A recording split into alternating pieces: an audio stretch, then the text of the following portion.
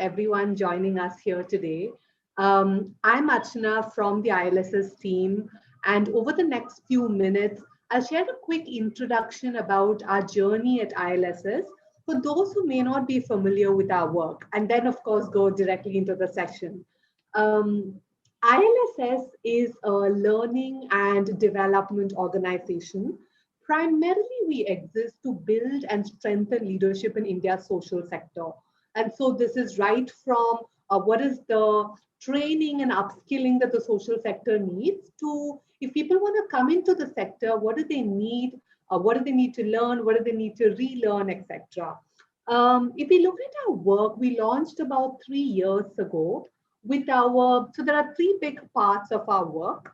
So we started with our flagship leadership program, which is essentially a program to help senior professionals from diverse fields, people who've spent 2 decades, 3 decades in other fields, who could be corporates, defense forces, etc., to learn about and transition to the social sector and leadership roles.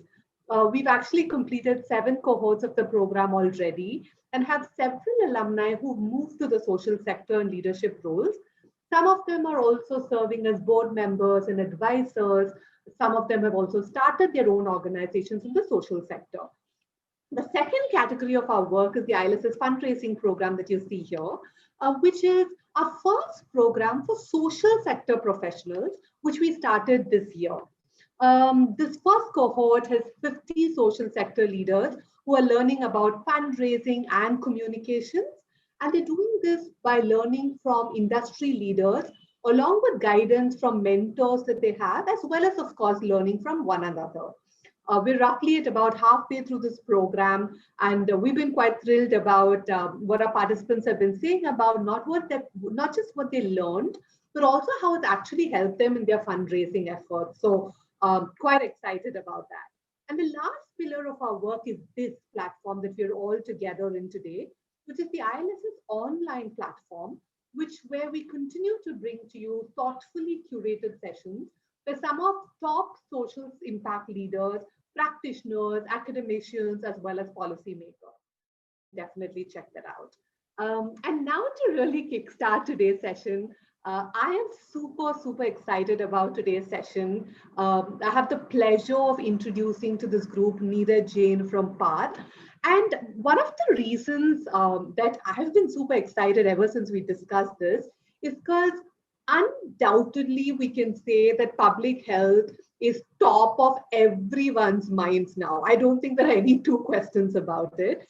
And so as we navigate a pandemic that has been truly unprecedented, we thought it would be wonderful to hear from Neeraj on overall public health, the work of PATH, but also overall, what are some insights on public health, COVID and beyond COVID. So very excited that Neeraj has joined us today. Neeraj Jain, you see his entire profile there. I'm going to just read some snippets of it for us. He's India's country director for PATH today, and he's been in this role since June 2016. He oversees both the strategic and programmatic engagement, as well as the financial operations for a matrix of global and in-country programs implemented across PATH offices in India. And this is to ensure that PATH's innovative work, actually, like you should definitely go to their website to see how their work is. I'm sure Neeraj's going to talk more about it.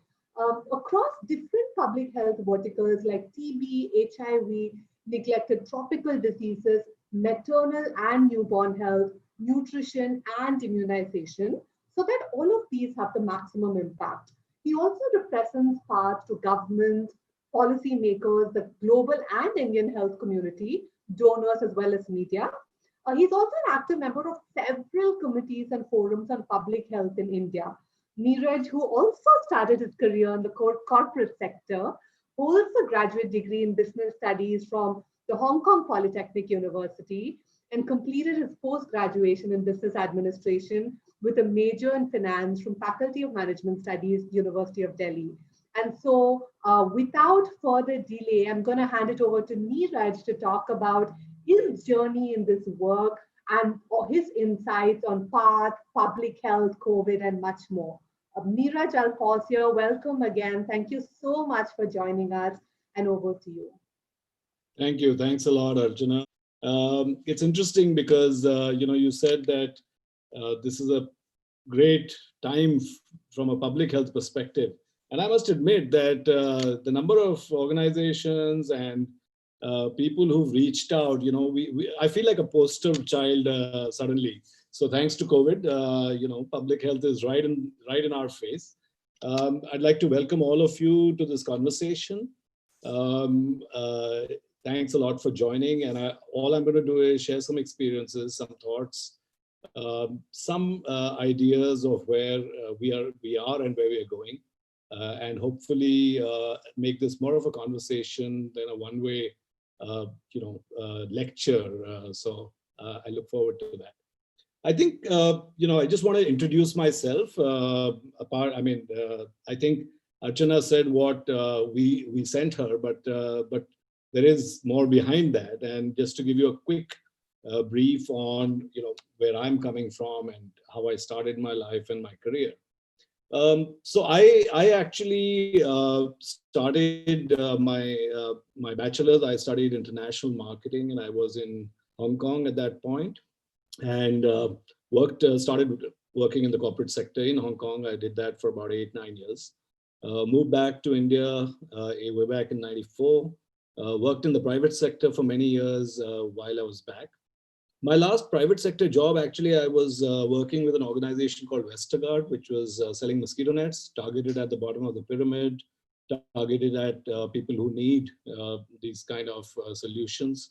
So really a public health solutions. And that's what sort of drew me to the sector.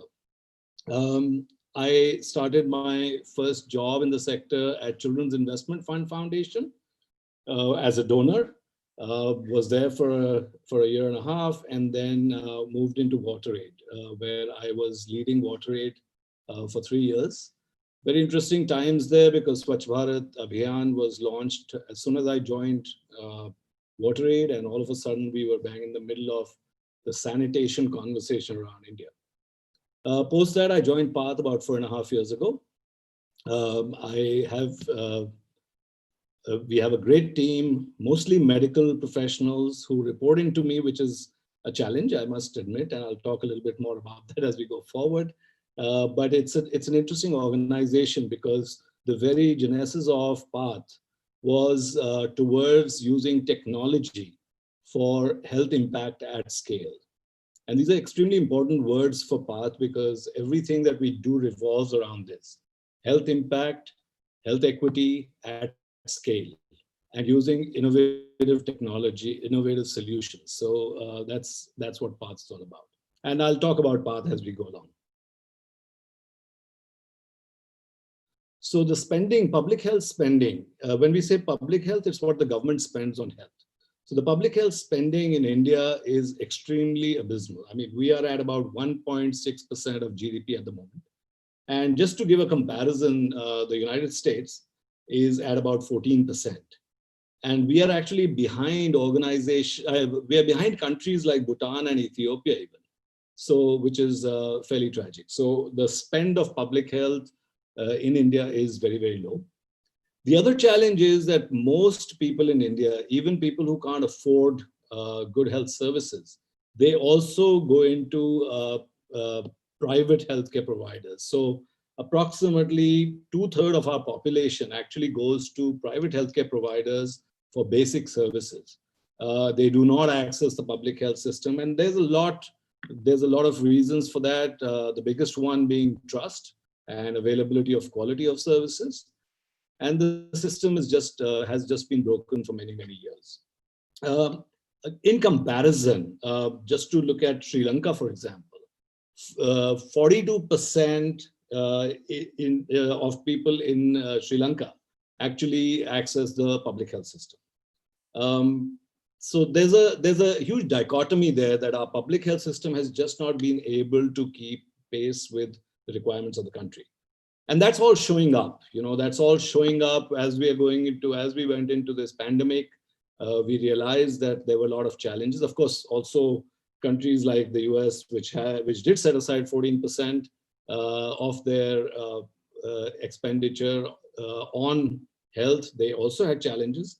But we've realized that there's a long way for us to go and a lot for us to do, especially when it comes to primary health care. And we'll talk about that a little bit more. Again, coming to health insurance. So, out-of-pocket expenditure, if paid by insurance, does not have a large impact on society. But in our case, only 37% of our population currently accesses any form of insurance. And that too is typically the people who actually can afford to pay for healthcare. So the poor aren't really accessing insurance, apart from the new Ayushman Bharat insurance scheme, which is just rolling out. And that's hopefully going to change that number. Finally, lack of affordable and accessible quality healthcare is a large challenge. I mean, even if we look at just hospital beds, we have less than one hospital bed per 1,000 per people. And doctors to people, we have 1:1,500 in India. Whereas WHO recommends a minimum of 1:1,000. So those are other challenges. Plus, most of it is focused around urban healthcare. So while most of our doctors are actually in, so when you divide it over the total population, it looks not so bad, 1:1,500. But most of these are not in the rural areas. So that's another big challenge.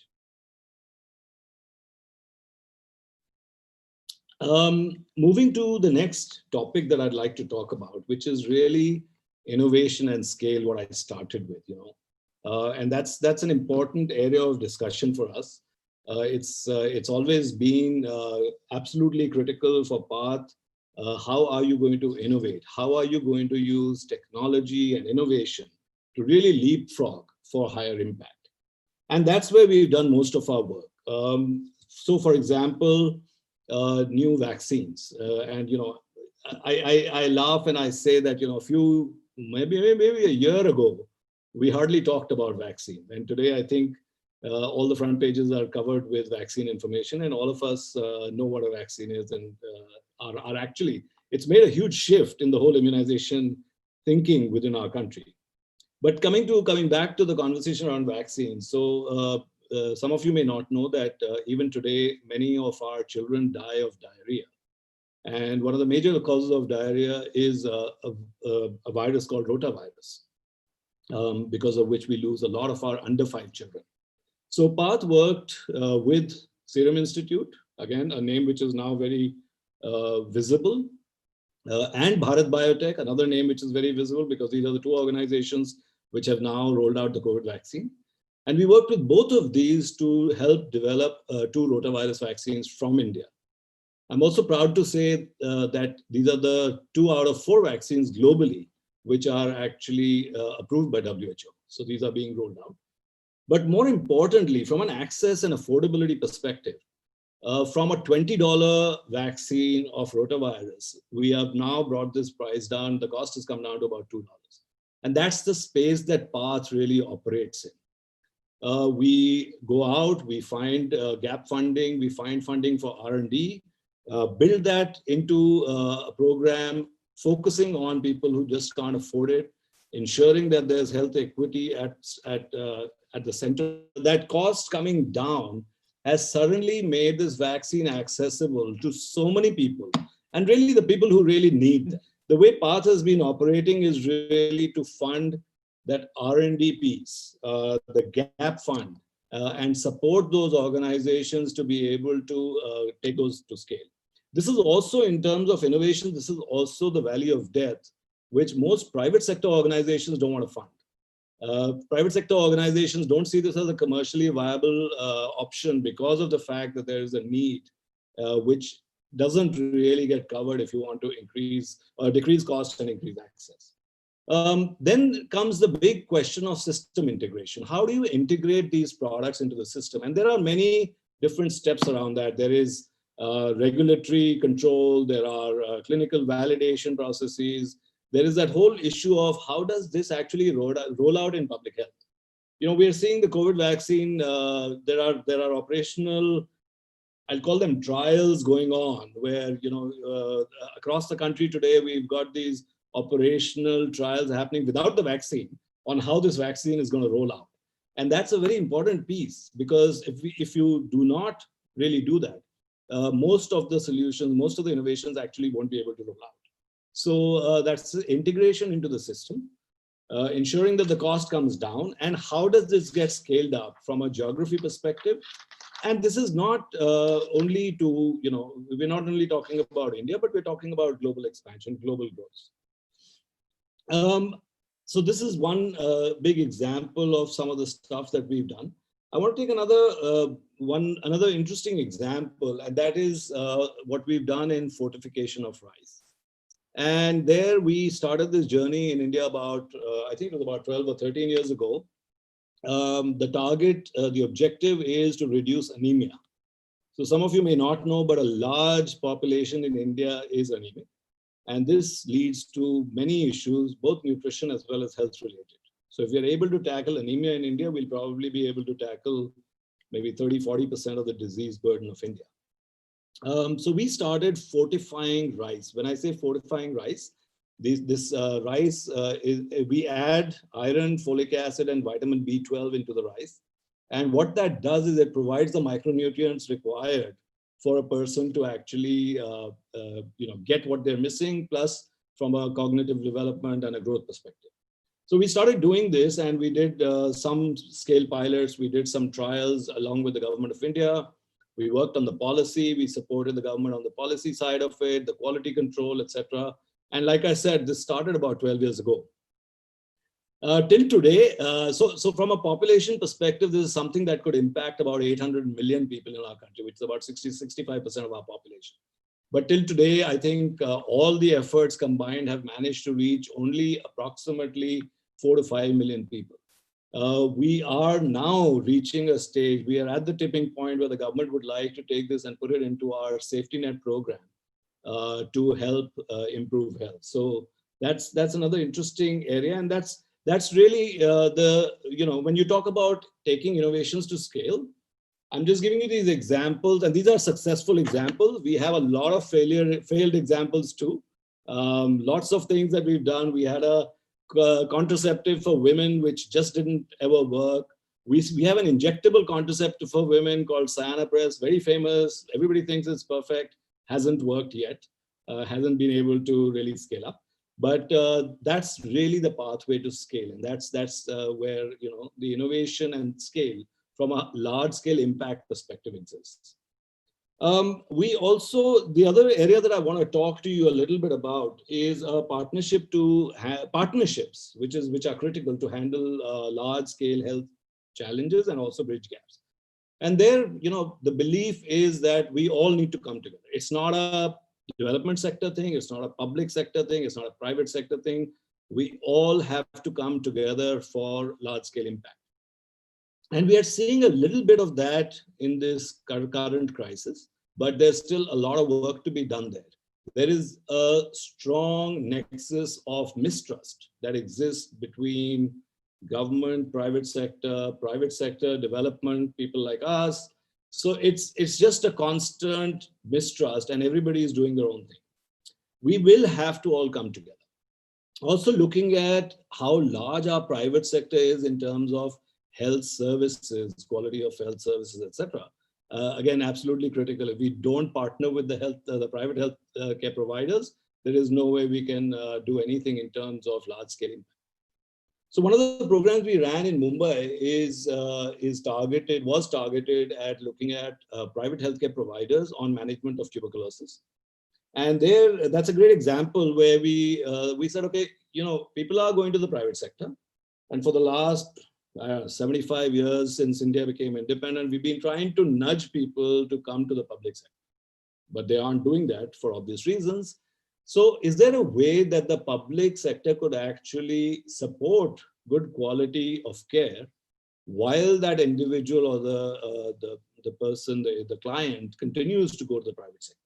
So we ran this model of diagnostic plus drugs plus support services coming from the government, and the person still going into the private healthcare provider.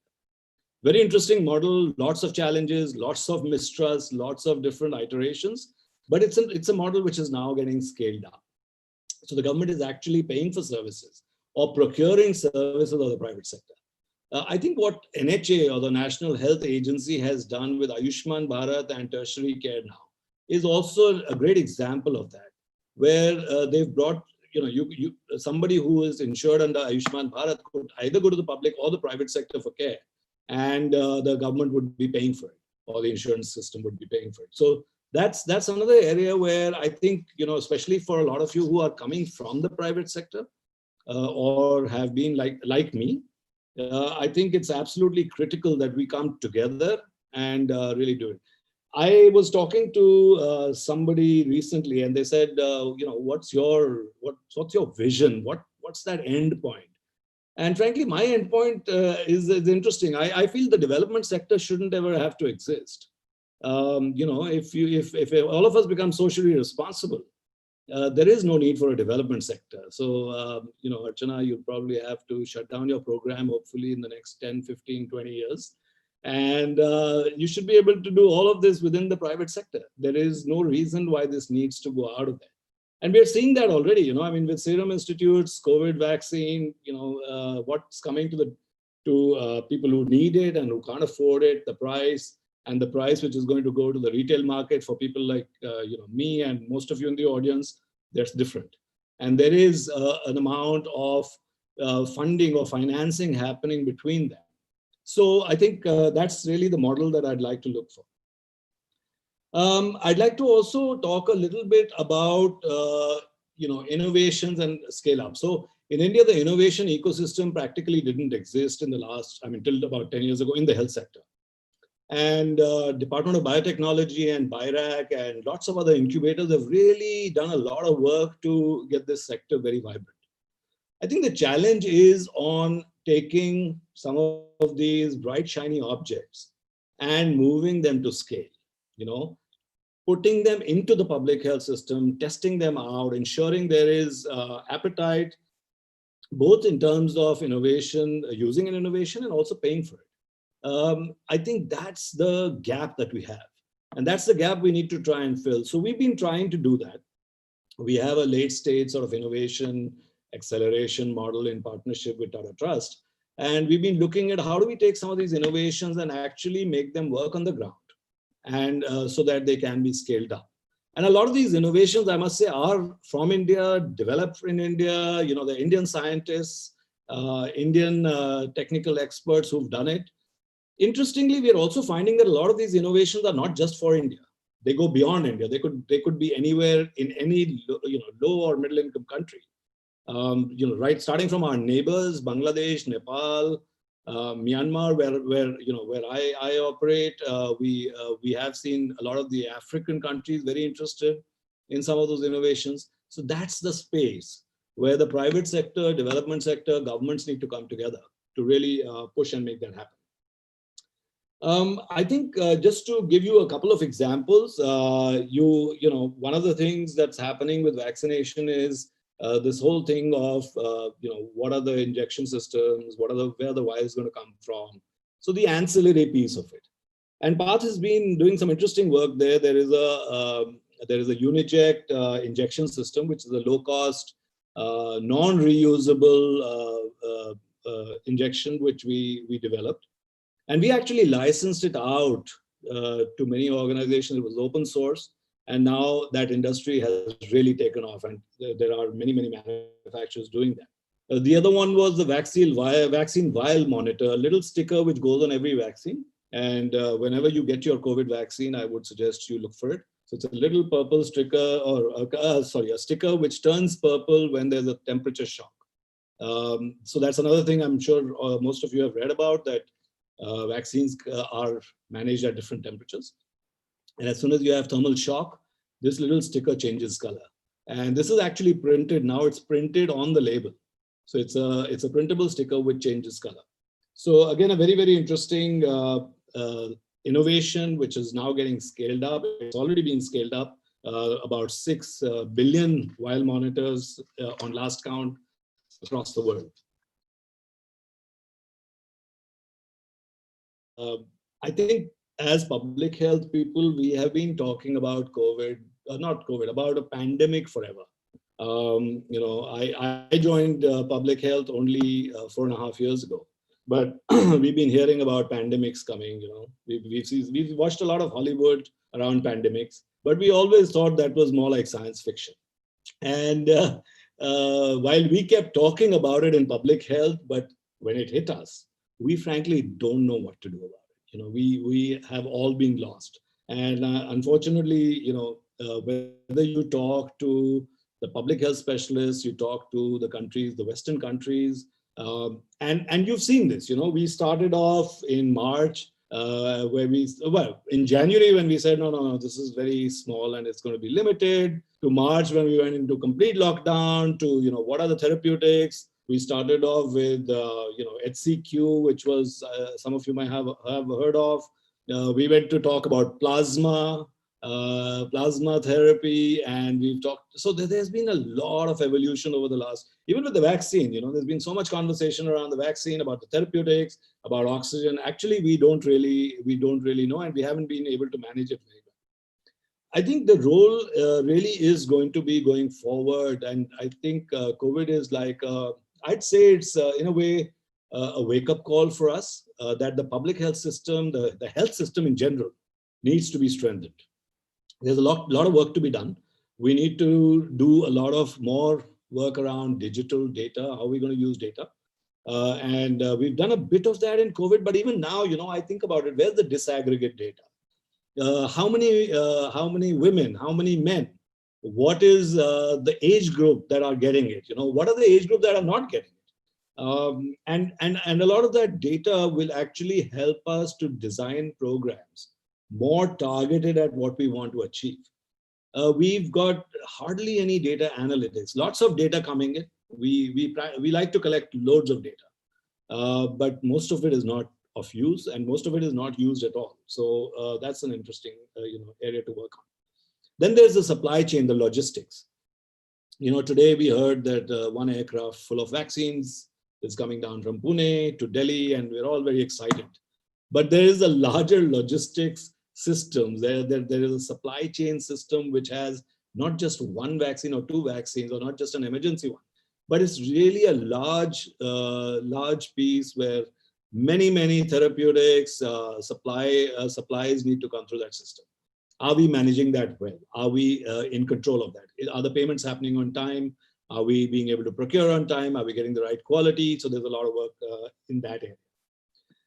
There's also, when we think about outbreak management, there's a lot of testing and trials and clinical validation that's required, and we haven't really done much of that. So, we hear something, we see a little bit of data, we start rolling out HCQ.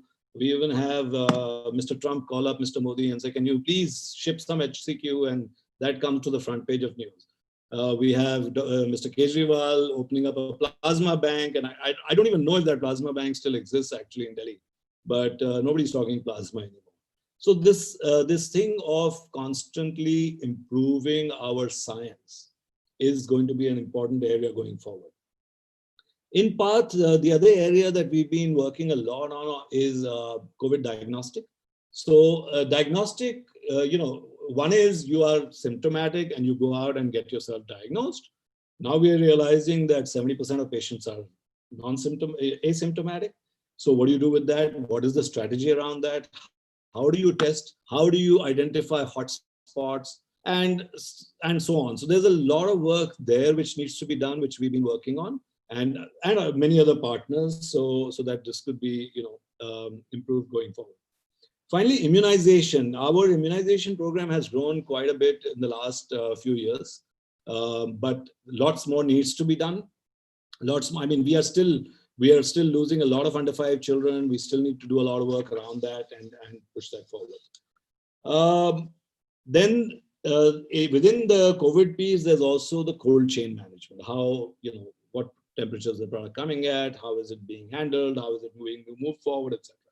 So a lot of these issues need to be developed, need to be worked on, and COVID's given us an opportunity to actually accelerate some of this.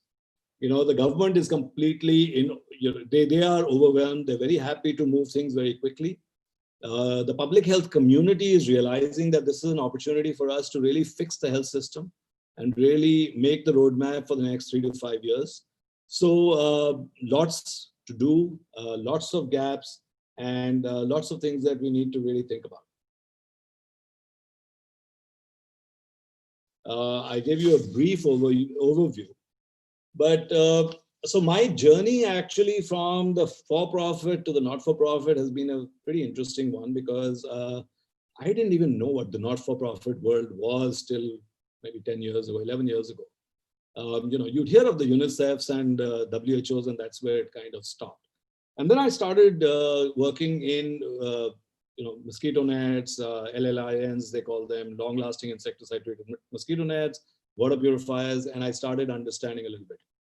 And what really drew me was the fact that I wasn't, or they were not chasing bottom lines, which kind of becomes a bit strange after you hit your midlife crisis. So so that whole realization happened.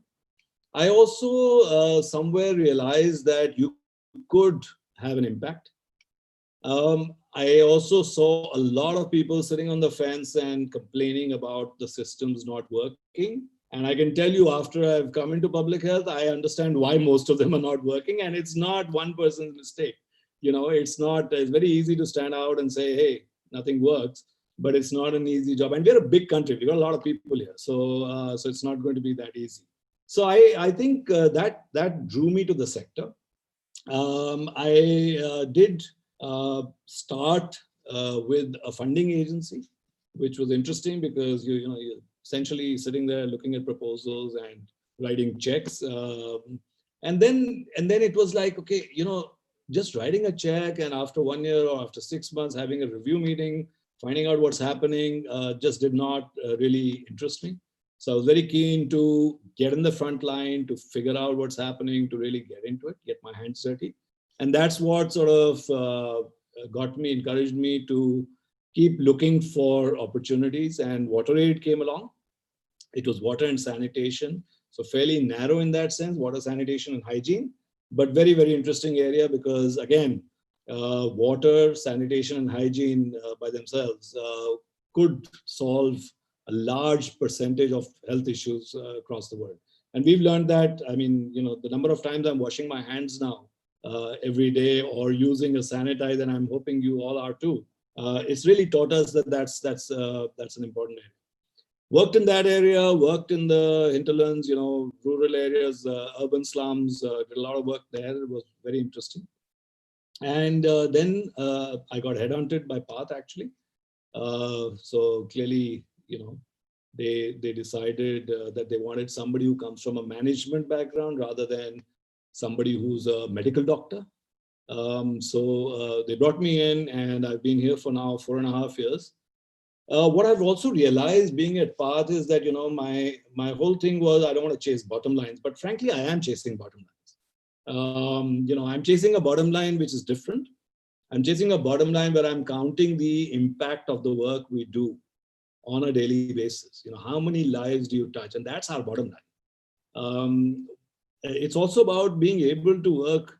So actually the development sector is much more difficult than being in the private sector, because in the private sector, many of the areas many of the things that you do are within your control. But as I came to development, I realized that actually you have control over very little, because there's government who you have to partner with, and they've got their own quirks. And then you have a donor who actually pays you the money, and they have their own agendas. And then there's you who have, you have a heart and you want to do something, but you may not be able to. You have a strategy, but you may not be able to find it. So really bringing these three things together is always a challenge. Or you may not even have the capability to do some of the things that are out there. So it was an interesting area. It's been an interesting journey for me. I've learned a lot. We failed a lot. We fail still every day. We've also accepted that development is not 100% on. We will fail. If somebody had all the answers, we wouldn't need to be here at all. We would have hopefully found all the solutions there. So that's really my sort of learning over the last few years. And I'm going to stop there, Archana, and I'm going to hand over to you and the audience. Happy to share my thoughts on anything that I could help with. Definitely. Thank you so much, Neeraj. I'm going to actually stay a little bit on your journey before we go back to questions on public health and COVID and much more. So, several of our people who are attending today are people who are keen today to transition from the corporate to social sector, right? And who are interested in healthcare as a cause, health as a cause to work with. What advice would you have for how can they approach it? Where can they get started? What are some tips to keep in mind? Sure. So firstly, it's a great idea. So all of you who are thinking about it, do pursue that. It's a great idea. Health, at least for the next 10 years, is going to be very, very important. Whether it's the private sector or the development or social entrepreneurship, wherever you are in the health sector, I think thanks to COVID, it's going to be a great place to be. I think where do you start with? That's really the question and the challenge. So frankly, the problem with this sector is that it's a little bit incestuous. So getting an outsider coming in is always a little bit of a challenge. So my what I did was I kind of pushed my way in. I kind of forced them. I remember, I even said I'll work for free. It doesn't matter. Don't pay me. I'm happy to come in and work for free. You test me out for 3 months, and then if you like me, you can offer me a job. That may not always work. I just got lucky, but really, you'll have to keep pushing at it. If you get some pro bono assignments, take them. I've even recommended people to go into internships, because once you go in and once you're able to really provide some sort of value, it'll be easier to get in. But yes, it's a great place to be. I don't see myself exiting the sector anymore. I think I'm probably going to retire from this sector. That's the sense I have. Yeah, I think just keep pushing ahead. And I'm happy to I'm happy to have one-on-ones. If any of you would like, I'm happy. I'm very easily available. So. That's very thoughtful. Thank you, Neeraj. Neeraj, so you already spoke about how perhaps this pandemic was long time coming, and while we thought it's a science fiction movie, it's hit us and it's a wake up call. We've also known at several points this year where public health officials and authorities have told us that this is not going to be the last pandemic, right? And so, what are some learnings or insights that we have on how do we strengthen our healthcare system overall to better prepare ourselves for the next epidemic or pandemic? So firstly, when people say it's not the last pandemic, they frankly don't know. I say it too, but I don't know either. We didn't know this was the first one, and we don't know if this is going to be the last one. The interesting thing is, I've got two boys. My boys are 15 and 13. And if you ask them, so what will you do when the next pandemic hits? They're very easily able to tell you what they do. I may have more of a difficulty because I'm used to a different kind of a life. But really, what we need to do as individuals is to be more aware of health. One interesting gadget, pulse oximeter. I'm presuming out of all the people who are out there in the audience, most of us now know what a pulse oximeter is. Many of us may have a pulse oximeter at home also. Think about it, 9 months ago, my wife didn't know what a pulse oximeter was. I knew because of my job, but nobody knew. So these are small things, and just checking your oxygen level is so simple, right? Making sure that you are washing your hands, and just being aware of what's happening around you, taking the necessary precautions in any case. In any case, we should be careful. If you're sick, let's not go out. So those are the things that would have to be taken care of. So if we're just more aware, if we're more careful, that's one side of it. Now that's the demand side of it. Coming back to the supply side of it, our primary healthcare. When I say primary healthcare, that clinic around your corner, it just doesn't exist. That is completely, that whole system is broken. And I'm sorry, I don't mean the Apollo clinic next to you, because that chap charges me $600 every time I walk in, and That's fine for me, but there are a lot of people who can't afford that. So I'm talking about that clinic next door, which you can walk into and get basic services. That just doesn't exist. That clinic is also the first point where if you see some challenges, that's where it's going to escalate from, right? It's like the pulse of your neighborhood. That doesn't exist. So I think the government has realized that. PATH is doing a lot of work around primary care, both urban and rural, focusing on populations who can't afford it. We were fortunate in a way because this pandemic actually hit the rich more than the poor. If you actually think about it, which was fortunate because the rich could afford. I mean, I'm just thinking, what if it would have hit Badaयूं in UP and that whole district would have been sick? I mean, we would have been in big trouble. So I just say that we need to get our primary care going. We need to have more awareness and really move towards self-care. Having a pulse oximeter at home, having I have a BP machine. I'm even thinking of getting an oxygen concentrator. Get a small one which is available if ever needed in emergency. So those are the things that we need to be aware of. But as a public health system, those things need to be available in every community across the country. Thank you so much, Neeraj. I'm gonna, expand on that a little more because I know you spoke about how already we're thinking a little more about resource allocation because in India it's not overall health infrastructure, but it's also who has access to it and who doesn't, right? And so, what are some perspectives on what we can do to improve this resource allocation so that more and more people in India get it at a cost that they can really afford or at free?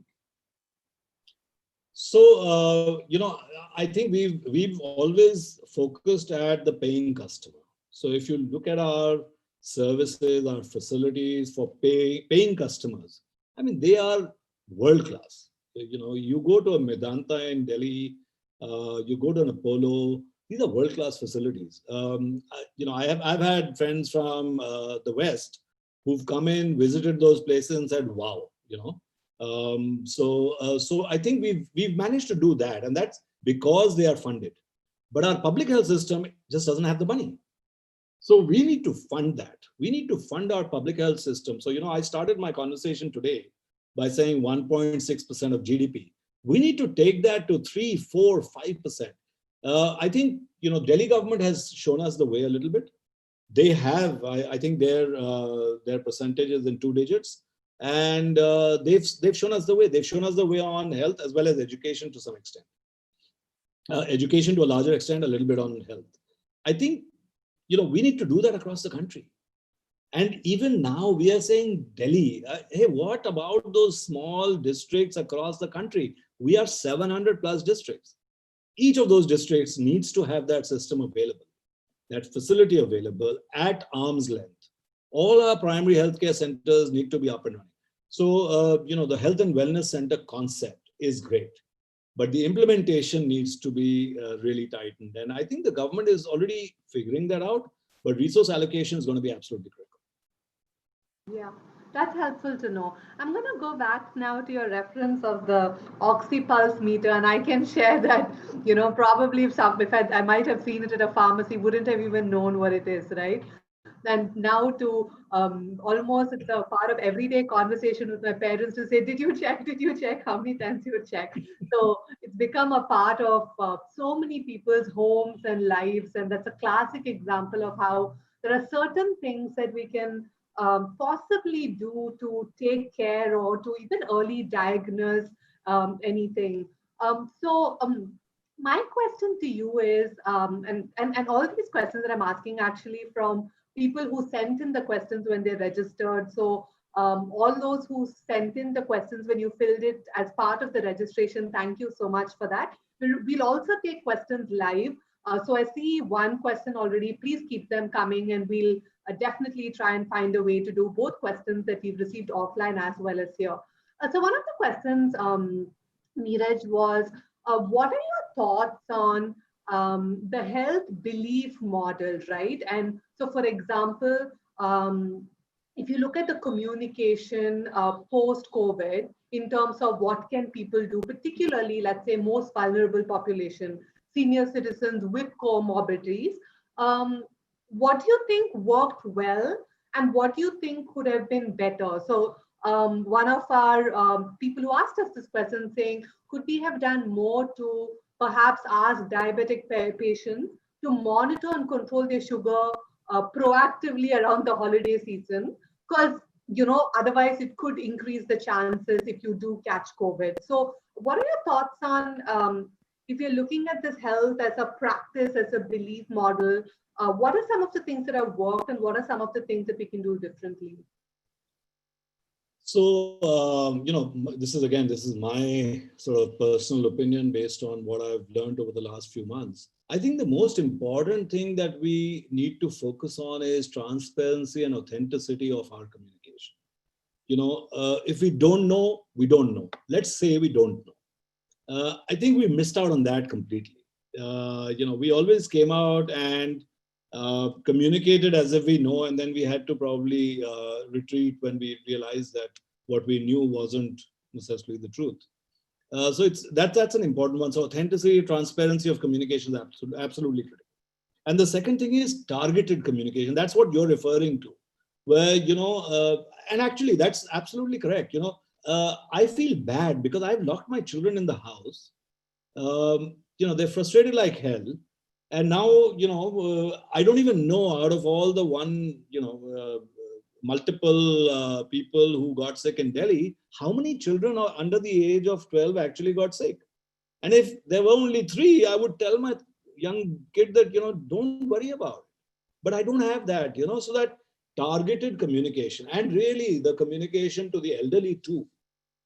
You've just said, lock them up, right? And I've got a 76-year-old father-in-law who is frustrated like hell. He's like, listen, I'd rather die than keep being locked up.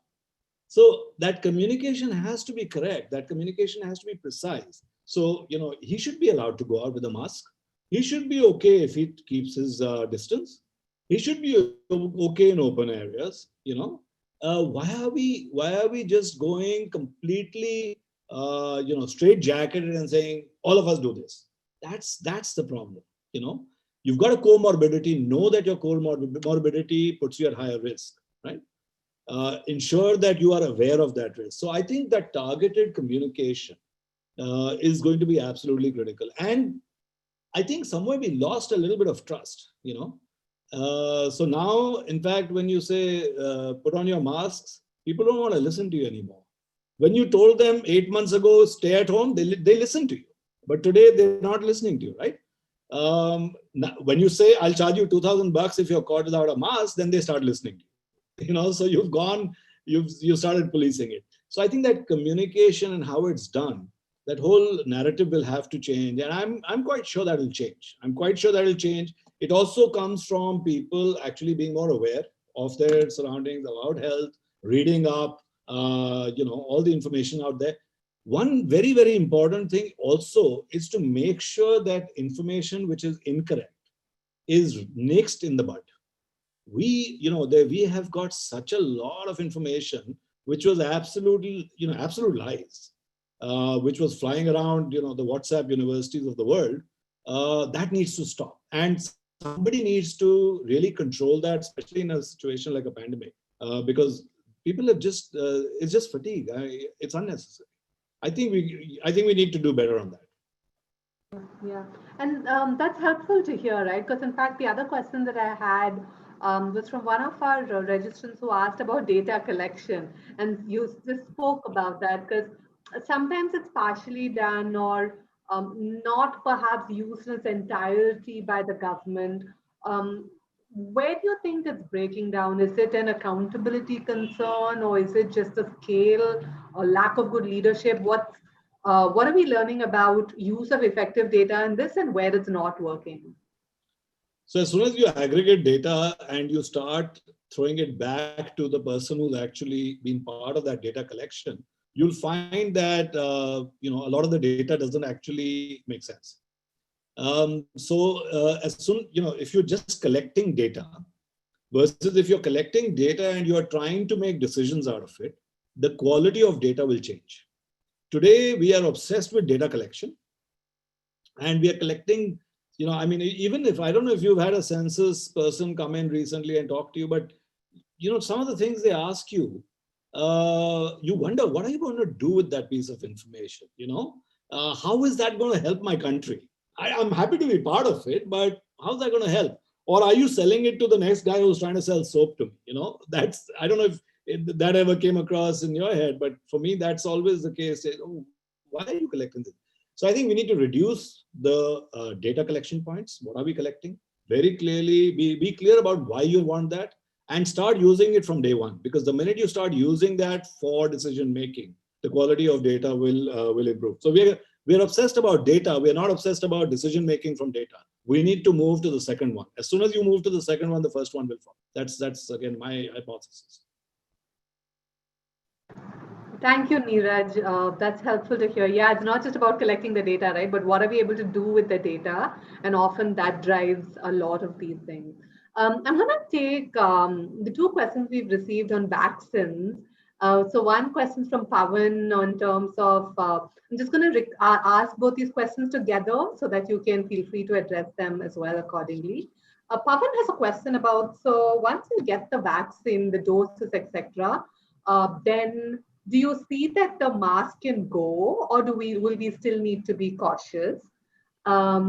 And Rasmeet has another question on vaccines about what's your perspective on how to manage the vaccine plan better, especially for those with comorbidities, given that there's limited information on potential side effects? So firstly, on the whole idea of, the first question was Pavan, right? Yes, the first question was Pavan. On once my vaccines come and we're vaccinated, will we get rid of masks, or do we still have to be cautious? So Pavan, firstly, unless we reach a critical mass in a large country like ours, we will not be able to get rid of the mask. I would actually even say that if you are in close proximity with strangers, it's best to just keep it on. At least plan till December is what I would say for sure. Because until we reach a certain mass, we don't know how it's going.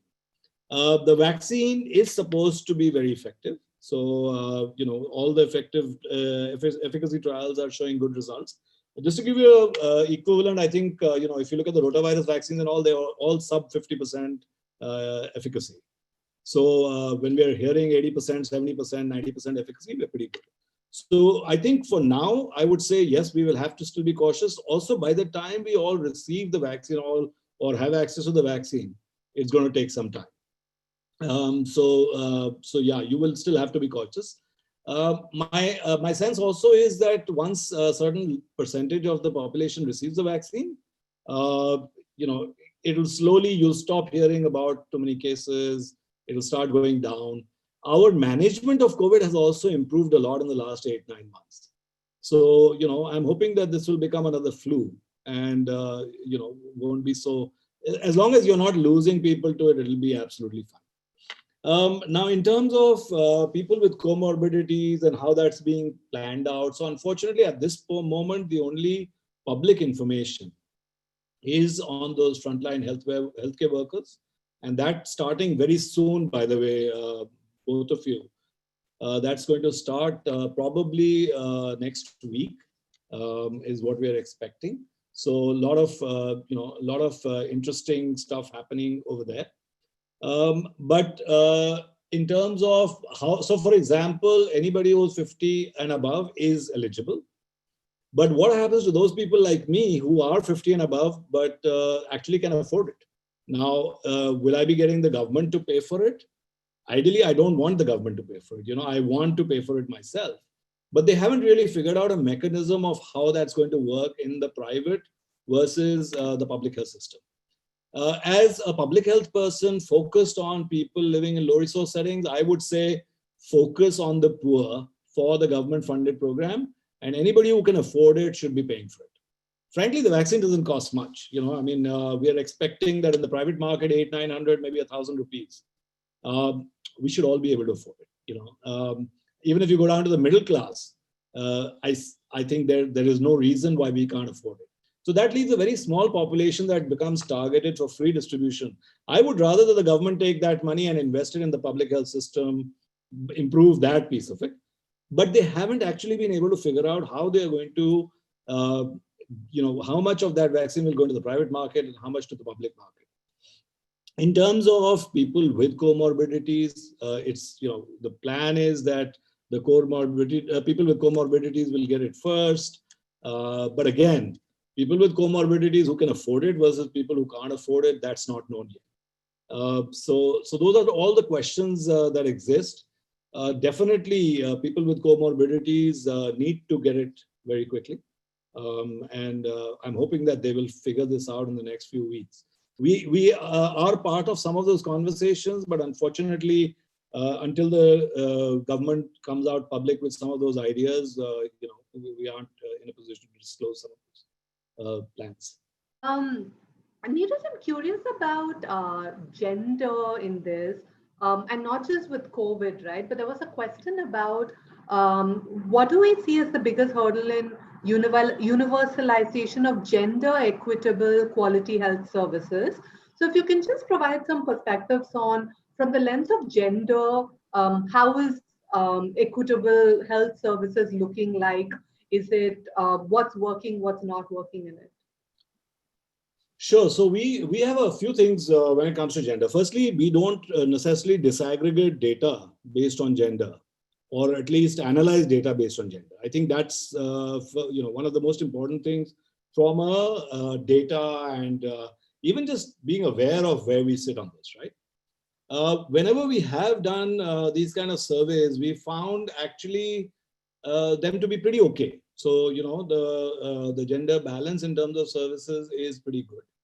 Where we see challenges, so for example, in immunization, in our overall routine immunization program, we find challenges. We find that a boy child is always given preference over a girl child.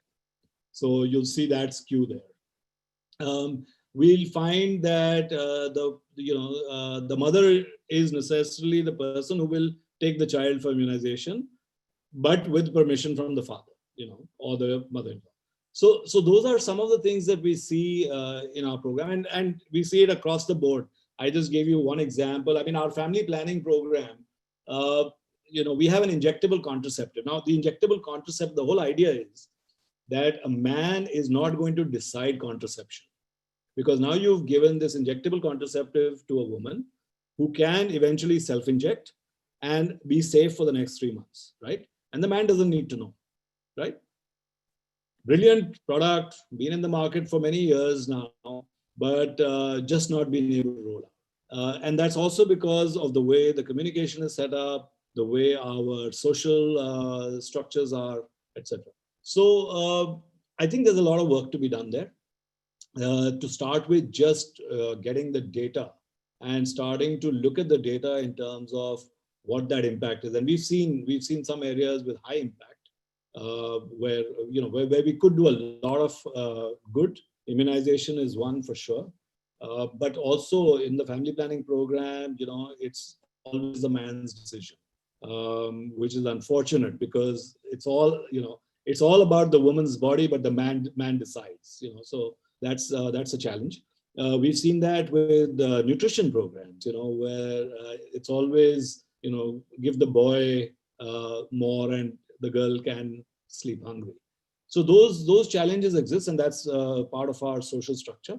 But we have to be very careful, and we have to really ensure that the way our programs are structured, we are able to overcome some of those social differences. So yeah. Thank you, Neeraj. I'm going to move on to Bimlesh's question about what are the major constraints of public fund expenditure for primary healthcare? And I know that you shared how the percentage that we allocate is abysmally low when compared to perhaps even some of the other developing countries. And so what are the major constraints, and are there any lessons that we can draw from other countries, acknowledging that India's scale, India's diversity is so much more complex? Curious on both the constraints and some perspectives we can learn. So yeah, so I think, Dinesh, the scale of India and the size of India and the population of India is absolutely overwhelming. I think for us, when we say, hey, we reached 2 million people, and then we go back and say, what is the denominator? We freak out and we wonder why we are even, whether we are just scratching the surface. So yeah, that's a big daunting kind of a task. I think the constraints are essentially on how we run our public health system. So one of the things that we are looking at very carefully is that, can we use technology to reduce cost? Can we use technology to improve access? Can we use technology to ensure that people get quality of service without actually having to put, healthcare experts all over the country? So this is through artificial intelligence. This is through gadgets which are connected, IoT. This is through telehealth. So that's the direction that we'll go. We've been trying to go there for many years now. Unfortunately, not been very successful as a country.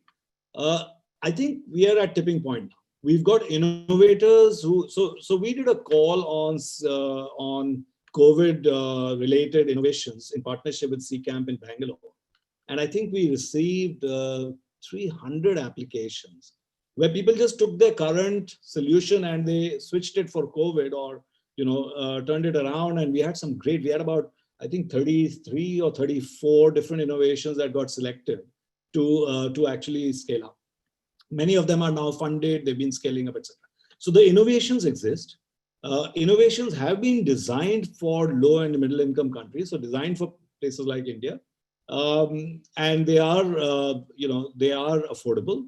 So we cannot do business as usual. We will have to look at innovative ways, innovative tools, innovative systems, efforts to be able to do that. Even when we look at urban primary healthcare, so rural primary healthcare is pretty simple. There are health centers.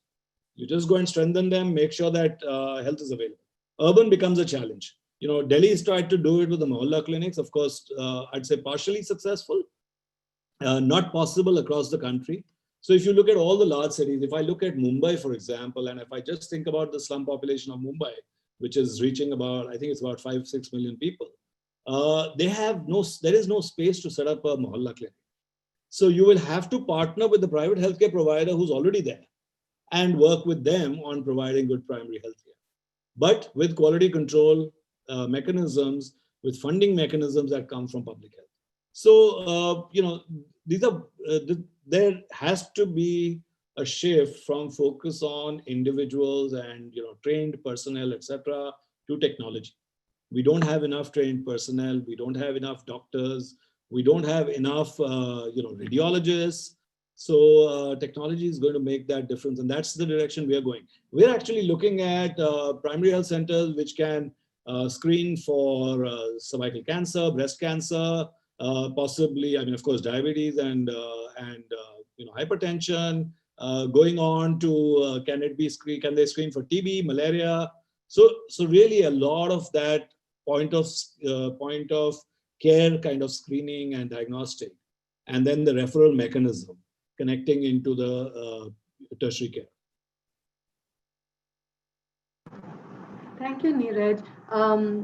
I'm actually going to go back a little bit to the question on gender, because Varsha, who asked the question, had another live question on it. She's curious to know, you spoke about how there are many layers to it, right? There are, of course, the communication, what's the societal acceptance, what's the empowerment given to women, etc. From the provider side, what are some barriers, if any, for the relatively lesser importance given to some of the things for women? That's the dichotomy, Varsha. Great question, because the dichotomy is most of our providers are women, and they are still obsessed about the male child, So we've got our hands full trying to figure this out. Having said that, if the father ever turns up to a health center, the A&M, sort of goes into a flap, because that's the mother's job. So the provider side is also absolutely critical. And I think there has been a lot of work around sensitization, etc., from the provider side, especially the ASHA worker, because she's actually going from home to home. She's going to every household. So that sensitization of gender, being gender agnostic to start with, I think is absolutely critical. And I'm quite hopeful. I think things are moving. Things are moving in the right direction, but unfortunately not as quickly as we'd like them to. So, Varsha, no straight answer for that one.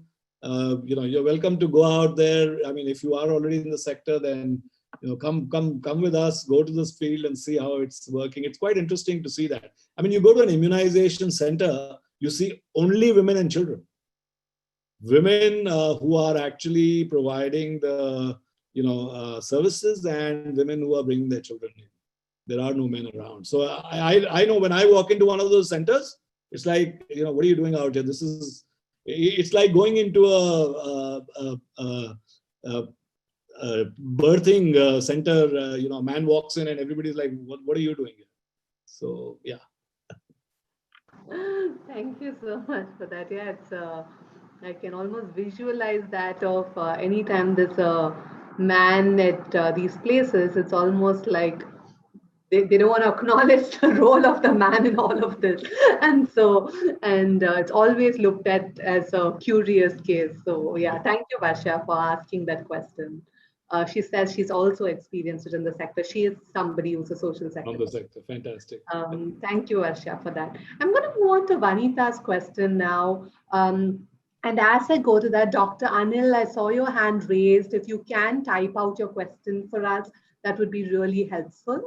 Vanita's question is, COVID's a huge concern, lots being done, but how are you? And my understanding is you is part, not just you, but not just part, but also perhaps overall our system. How do we plan to collaborate with the governing bodies in the states to reach the remote areas in order to provide the basic health care? Thanks a lot, Vanita.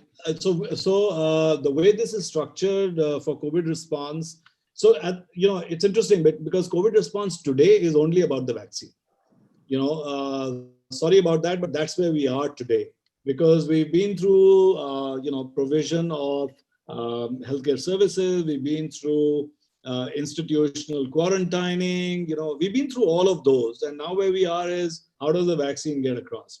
We've fortunately also not had large populations from rural areas get COVID. So those hard to reach areas, we've not really had cases coming in.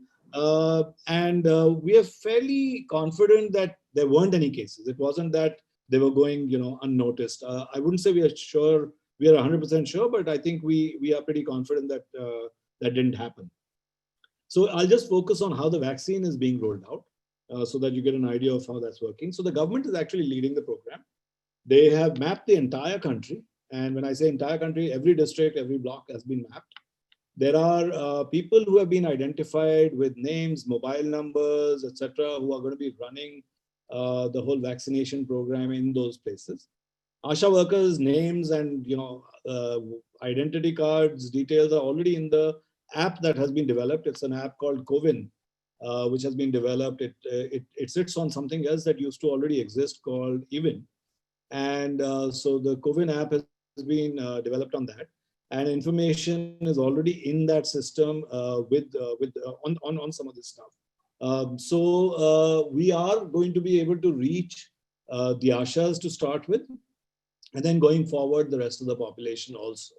So it's a fairly elaborate system. Now, coming back to what is our role, what is the role of, let's say, development sector, private sector, everybody else who's out there. So what we have done is we've actually worked with government, and we provided them a list of all our teams across the country. So PATH has about 425 people across India now. We've given names and phone numbers of all these people to the government, and we said they're all available 24/7. When you need them, we'll be there. We are as standby teams, helping them to do whatever needs to be done to deliver well. So really more like emergency backup. And it's not just us, but most development sector partners That's how, or rather all development sector partners, that's how we're doing. UNICEF is in the front line. WHO is in the front line. The UN agencies, UNDP is in the front line because they've been running the immunization program for many, many years. Most of us partners are in the background waiting. We'll be there when we need to be called. At the state level, there is a lot of detailed planning that's happened, a lot of micro planning that's already happened. So partners have been part of those micro plans with all the states, really mapping out what does it take, how long will it take to deliver, how many vaccines can you do in a day, how does that system work? Because, this is a new vaccine. We want to make sure that there are no adverse events. If there are adverse events, they are reported. So we've got all that information together. So I would say I'm very impressed, and I was reading about how the vaccination rollout in the US is happening. I think we are probably ahead of them. So very, very confident that that should go well. The challenge is going to be supply of vaccines, the numbers. The challenge is going to be who pays for it, because the government doesn't have unlimited funds to pay for the entire population. The problem is going to be the politicization of this, because some states have gone out and said, we will vaccinate the entire population. But how do they get that and do that? Finally, the last challenge which I see is going to be going back for the second dose. Both the vaccines that we're rolling out have 2 doses. So when you go back for the second dose to look for that individual, and if that individual is not available, visible, doesn't come in, etc., or refuses to take it, then you've got a bit of a challenge. But apart from that, I think we are well set up for the rollout of the vaccine in India. And I must say, what I'm really heartened by is that this could also help us to blueprint our entire immunization program, our entire mass drug administration program. So this could really help us to take the system to the next level. That's helpful. In fact, I'm going to bring up a related question that Unmesh had asked about. It's great that actually with the COVID vaccines, we have 2 vaccines that are produced in India right now. But we know that India has a large dependence on imports for medical equipment and healthcare devices. What do we see as working and how they are made accessible for the larger population? And especially since if you look at our country, a lot of the health workers are perhaps semi-skilled. So what are some things that you see as working to operate with these imported equipments to reach everyone with semi-skilled workers? And what are some things that need to happen differently with this? Great, thanks, Unmesh. I think firstly, I work for an organization which is headquartered out of Seattle, but I'm hardcore Indian by heart. So I would like to say that I want to see all of this being developed in India. And, we have the capability, we have the structures, we have the understanding of the market. There's no reason why all of this shouldn't happen in India. We started in COVID importing PPE material. Today, we are one of the largest exporters of PPE.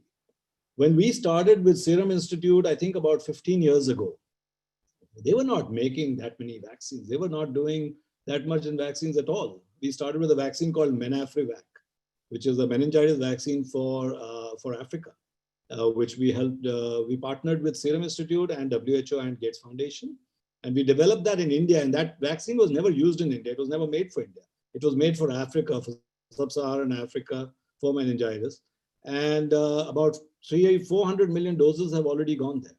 We pretty much cleaned out meningitis from that whole belt. So India can do it. I think till now we were kind of a little obsessed about getting imported products. Our local innovators were not getting the kind of opportunities to be able to showcase what they can do and how they can develop things. That's changed. We're going to see that change. So, for me, firstly, we have to go local, because the way we understand our problems, the way we know about what the solutions could be, nobody else does. And we should be actually the supplier to the world. Again, people laugh at me when I say that, but my wish is that in the next 5-6 years, we become suppliers to the world. We are already for PPE kits, masks. I mean, you name it, it's like The minute we need something, we suddenly have all these entrepreneurs who mushroom. They start, we 10 years ago, 15 years ago, we used to say, if you want to get anything made, go to Ludhiana and they'll just copy anything, right? So I'm sure you've heard that statement, some of you who are my vintage. But exactly the same way, there is no reason why we can't do it ourselves. We should be building stuff. We should be. Having said that, that may take some time. There is medical equipment. There is a challenge of skilled workers, etc.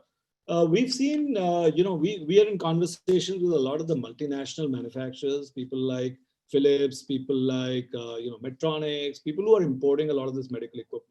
And firstly, a lot of them have actually tweaked their products to work with people who are semi-skilled.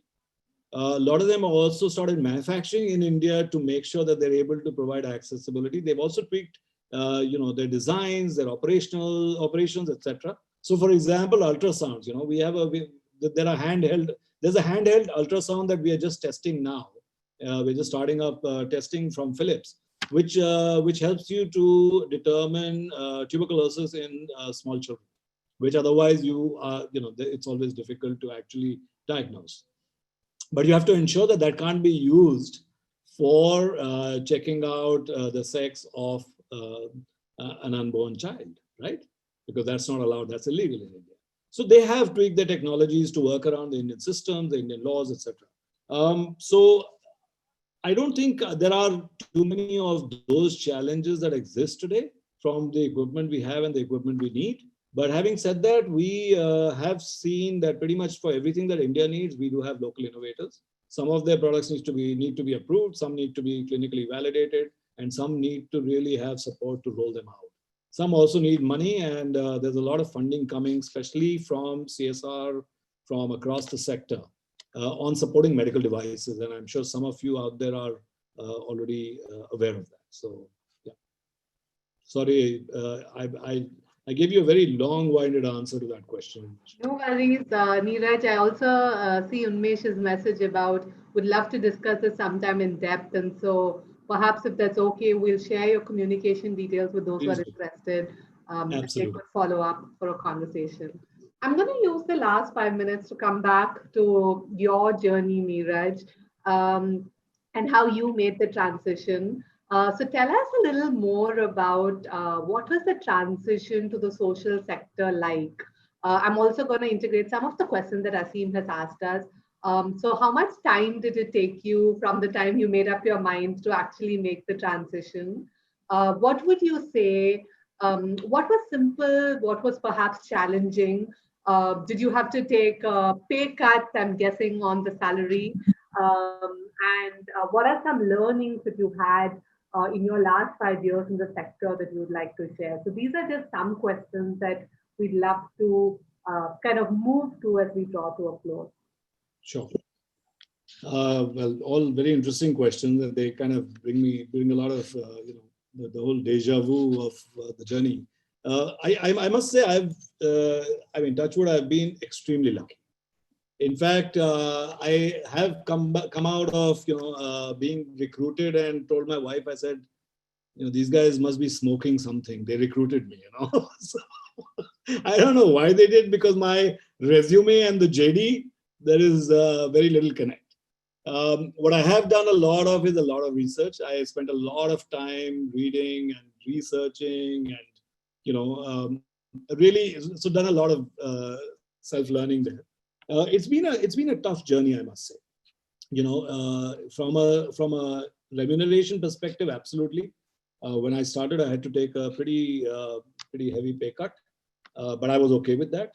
I actually, one day decided that I want to get into the development sector, and I actually quit my job.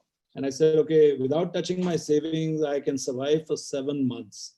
So I need to find a job in the next 7 months. So that was sort of the timeline that I had.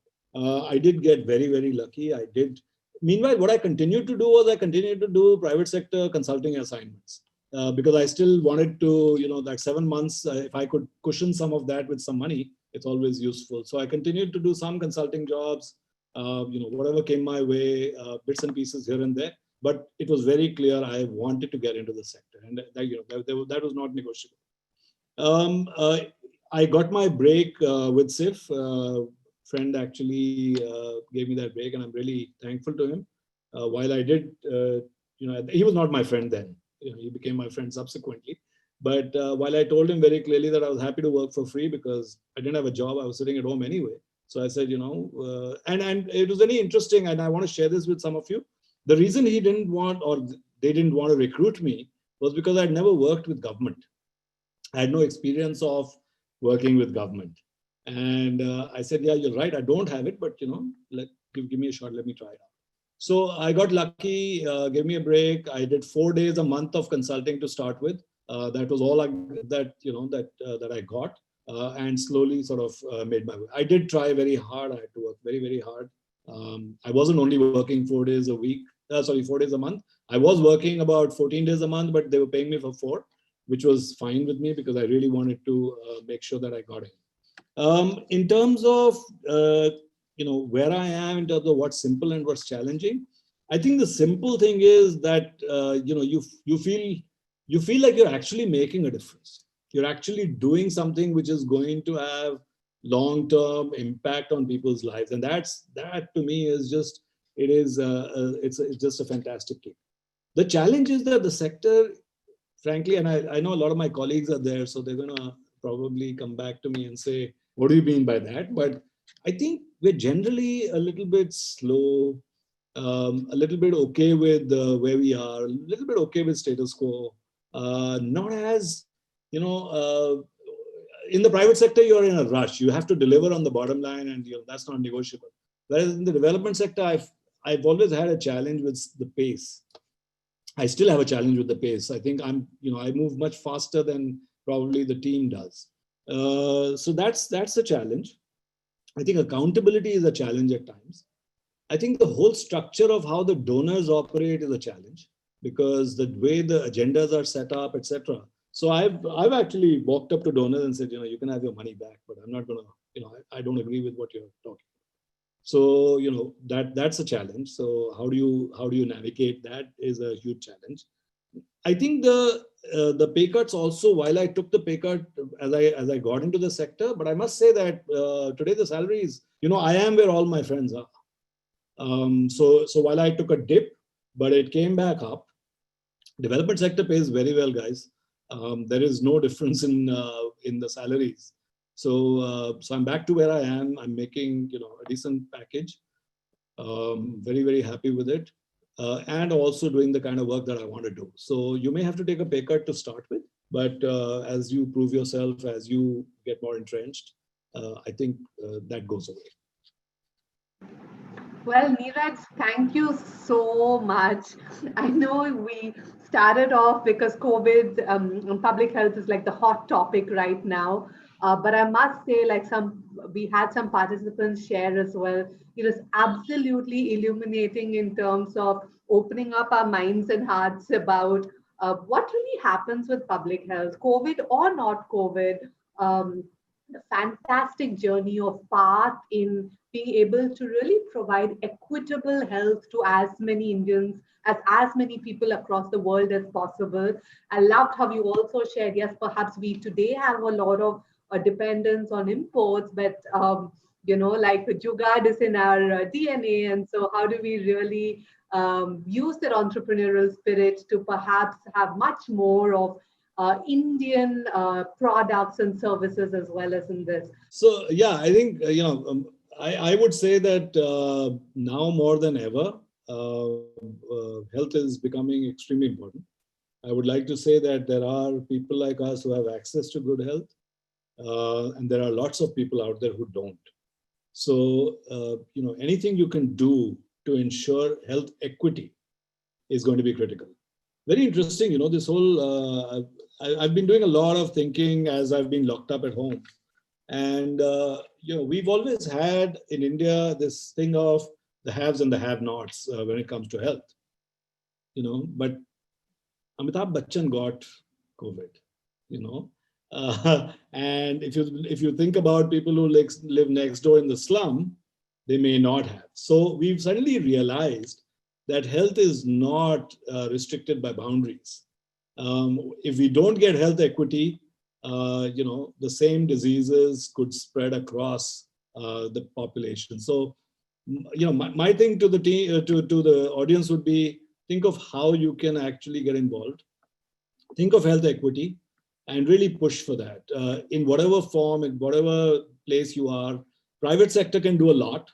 If you just start looking at your private work with the sort of, I wouldn't even say a philanthropy. Even if you're selling at cost and being able to impact lives, that's good enough. Development sector, absolutely. I think everybody needs to think about health. For sure, and government has its responsibility. So we should just all think about it. Health equity, guys. Thank you, Neeraj. That's such a powerful thought to leave us with in terms of, can we think about health equity and what each one is doing, even if it's a really small thing, to promote and ensure equitable health for perhaps one more family, perhaps one more Indian in our own individual capacities. Um, Thank you so much for joining us again, Neeraj. Such a wonderful conversation, and very grateful that we've started this new year with you. And like I said, just opening up our minds and hearts to not just overall public health, but what is it that we can do in our capacity as citizens and as social sector professionals, as private sector professionals, and much more. As we close, I do want to thank everyone who joined us here today, and thank you so much for tuning in today. Thank you so much. Bye. Bye.